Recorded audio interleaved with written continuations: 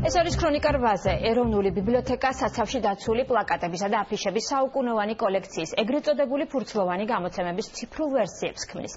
საცავში ამ დრომდე მე-19 საუკუნის 90-იანი წლებიდან დღემდე შექმნილი აფიშა თუ პლაკატი ინახება.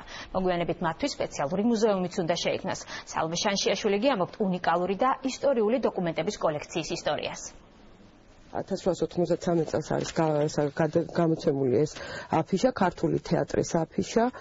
1893 წელს დაბეჭდილი ეს აფიშა თარიღის მიხედვით ბიბლიოთეკის საცავში ყველაზე ძველია. ფურცლოვანი გამოცემების კოლექცია სხვადასხვა შინაარსისა და იდეის 60,000-მდე პლაკატს, აფიშას და სხვა ნაბეჭდ მასალას შეიცავს.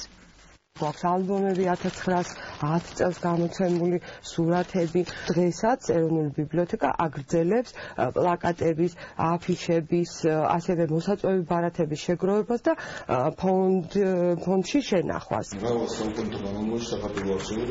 საქართველოს დემოკრატიული რესპუბლიკის ერთ-ერთი პირველი პლაკატი 1918 წლის დამოუკიდებლობის აქტი შეზღუდული რაოდენობით გამოუციათ და ორიგინალი პარლამენტის კედელზე გაუკრავთ. ეს მნიშვნელოვანი დოკუმენტი ემიგრაციამ საფრანგეთში წაიღო, საიდანაც წლების შემდეგ გურამ შარაძემ დააბრუნა. ბიბლიოთეკაში დაცული არის მისი, ესე იგი, ასლი, დამტკიცებული ეროვნული მაშინდელი დამფუძნებელი კრების მიერ და ეს იყო ერთ-ერთი პირველი პლაკატი. შემდეგ 1921 წელს ბოლშევიკების შემოსვლის მერე დაიწყო უკვე საბჭოთა პლაკატების, საბჭოთა სისტემის რეკლამის ამსახველი პლაკატების ბეჭდა. ეროვნული ბიბლიოთეკა მეხუთე კორპუსის საცავში დაცული ფურცლოვანი გამოცემების ელექტრონულ ვერსიებს ქმნის.